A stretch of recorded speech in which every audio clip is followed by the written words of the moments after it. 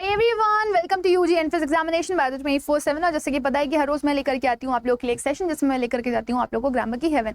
आज है डे 91, हम कवर कर रहे हैं रूल 91 और आज के इस वीडियो सेशन में हम डिफरेंस समझने वाले हैं with can and could. Can और कुड का यूज कहाँ पे होता है और आप किस तरीके से इस मॉडल ऑक्सिलरी को यूज कर सकते हो, आइए देखते हैं। सबसे पहली चीज आप याद रखना, कैन और कुड जो है वो आपका क्या दिखाता है, एबिलिटी दिखाता है, राइट?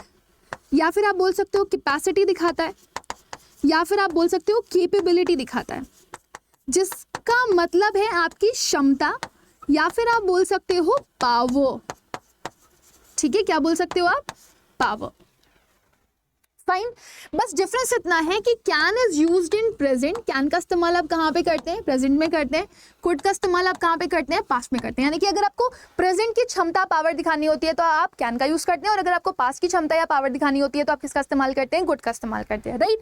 सो जैसे कि सपोज अगर मैंने यहाँ पर बोला आपसे एक सेंटेंस, मैंने कहा I dash slap you. Now there is no mentioning of present and past. आपको यहाँ पर कुछ भी मेंशन नहीं किया गया कि ये प्रेजेंट है कि पास्ट है, राइट? सो आप ये कंसिडर कर सकते हो कि यहाँ पर सिर्फ और सिर्फ आपको क्या दिया गया है? प्रेजेंट दिया गया है। तो आप प्रेजेंट के हिसाब से, एबिलिटी के हिसाब से क्या लगाएंगे? कैन की कुड आप मुझे बताएंगे। I dash visit to you yesterday. मैं तुम्हारे पास आ सकता था बट मैं नहीं आया, है ना? तो यहाँ पे क्योंकि आप किसकी बात कर रहे हो? आप कर रहे हो बात पास्ट की। किसकी बात कर रहे हो? आप पास्ट की बात कर रहे हो, राइट? और जब आप पास्ट की बात करते हो तो आप एबिलिटी कैपेसिटी में क्या लगाते हो? जल्दी से मुझे बताओ, फटाफट, जल्दी से, फटाफट एवरीबॉडी, है ना? तो आप फर्स्ट में क्या लगाओगे? आप लगाओगे कैन, और सेकंड में आप क्या लगाओगे? आप लगाओगे कुड। क्लियर? अच्छा, एक चीज और याद रखना जो कि बहुत इंपॉर्टेंट है, आप यहाँ पर नोट मेंशन करके भी लिख सकते हो। नोट क्या है? never use able to with can and could। can और could के साथ कभी भी आप able to का इस्तेमाल नहीं करेंगे। क्यों? क्योंकि can और could खुद ही आपको ability और capability डिफाइन कर रहा है ना? सो यहाँ पर जैसे सपोज अगर आपको ये सेंटेंस दिया गया है, I can be able to work hard। सो अगर मैं आपसे पूछूं ये सेंटेंस सही है कि गलत है, तो आप क्या बोलोगे? मैम ये सेंटेंस गलत है। करेक्शन करने की बारी आएगी तो करेक्शन कैसे करोगे? There are two veg.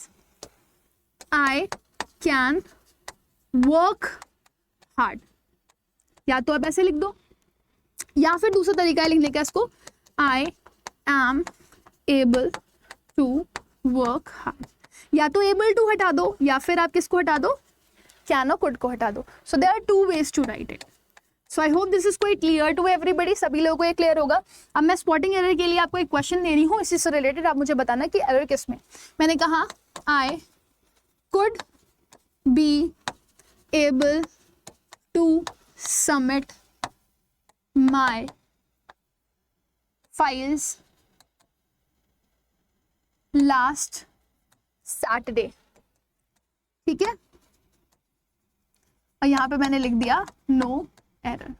सो आपने मुझे बताना है कि यहाँ पर कौन से पार्ट में एरर है। मैं डिवीजन कर दे रही हूँ जो कि आप इजीली अंडरस्टैंड कर सकते हो। पहला तो मैंने आई के बाद लगा दिया, ठीक है ना? दूसरा मैंने कहाँ लगा दिया? यहाँ पे लगा दिया, ठीक है ना? तीसरा यहाँ पे लगाया हुआ है, चौथा ये। तो ये ए पार्ट हो गया, ये बी पार्ट हो गया, ये कंप्लीट सी पार्ट हो गया, और ये कौन सा पार्ट हो गया? डी। सो आपने बताना है किस पार्ट में एरर है। जिस पार्ट में आपको इंप्रूवमेंट करना है उसी पार्ट में एरर होगा। सो इसी के साथ मैं इस वीडियो सेशन को एंड करती हूँ। मिलते हैं अगले सेशन में, तब तक के लिए bye, take care and God bless you all.